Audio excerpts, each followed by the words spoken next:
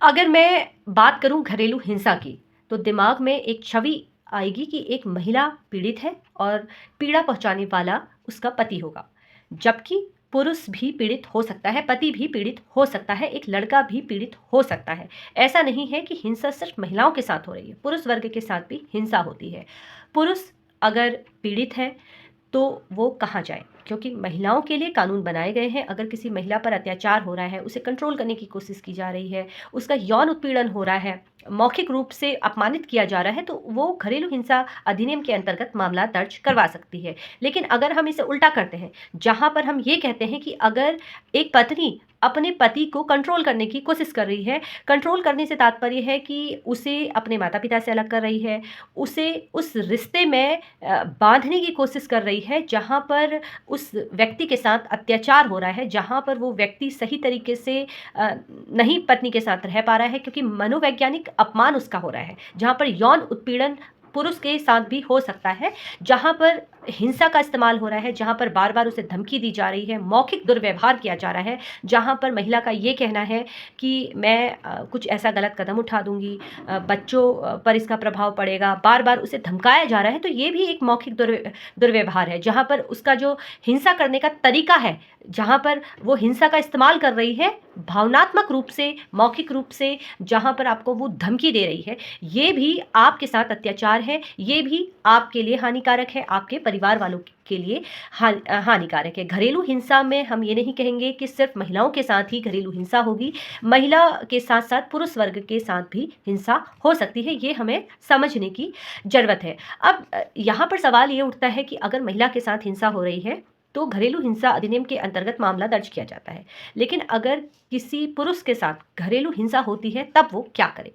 घरेलू हिंसा अधिनियम के तहत महिलाओं के घरेलू दुर्व्यवहार से बचाने के लिए इस सेक्शन का प्रयोग होता है, इस अधिनियम का प्रयोग होता है। कुल मिलाकर कहा जाए तो पुरुष के लिए कोई भी ऐसा प्रावधान नहीं है कि उसे हिंसा से बचाया जा सके, क्योंकि भारतवर्ष में ऐसा माना जाता है कि जो अपराधी है वो पुरुष ही है और महिलाएं हमेशा पीड़ित होती है, जबकि ऐसा नहीं है।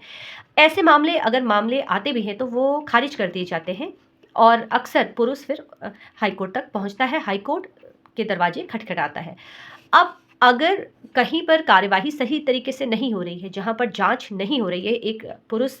पुलिस स्टेशन जाता है, वहाँ पर मामला दर्ज करवाता है और कहता है कि भई मेरी पत्नी मेरे साथ हाथापाई कर रही है, मारपीट कर रही है, घरेलू हिंसा कर रही है और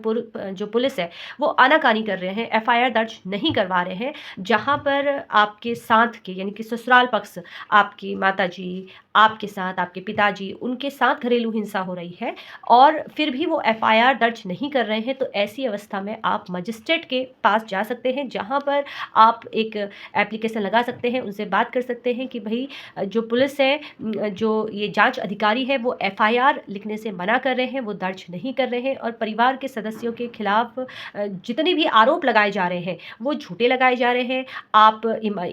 इस तरह से वहाँ पर एक एप्लीकेशन दे सकते हैं कि ईमानदारी से जाँच की जाए। अगर आपको लगता है कि आपकी पत्नी या आपके ससुराल पक्ष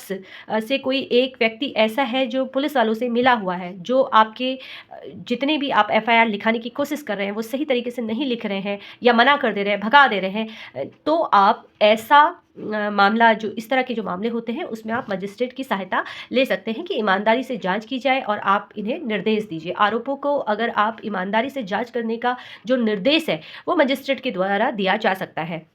लेकिन यहाँ पर आपके पास पर्याप्त एविडेंस होना चाहिए। आप बिना एविडेंस के अगर जाते हैं, तो आपकी एफआईआर नहीं लिखी जाएगी। आपके पास पुख्ता एविडेंस होना चाहिए। अगर गाली-गलौज हो रही है, मारपीट हो रही है, बार-बार आपको धमकी दी जा रही है, जहाँ पर महिलाएँ अधिकतर अपने पति को धमकी देती हैं कि अगर तुम ऐसा नहीं करोगे तो मैं इस तरह से करूँगी। तो वहाँ पर आपको इन सारी चीज़ों के लिए पुख्ता एविडेंस होने चाहिए। कोई व्हाट्सएप चैट आपके पास इस तरह से है, क्या आपके पास ऐसी कोई वीडियो है? ये सारे एविडेंस आप लगा सकते हैं, जिससे आपकी आसानी से आप एफआईआर लिखवा सकते हैं और आप फिर अपनी पत्नी या उनके घरवालों के खिलाफ मामला दर्ज करवा सकते हैं, जहां पर आप मानहानि का मामला भी दर्ज करवा सकते हैं। फिलहाल कानूनी जानकारी प्राप्त करने के लिए इसी तरीके से आप लोग मुझसे जुड़ते रहिए। धन्यवाद।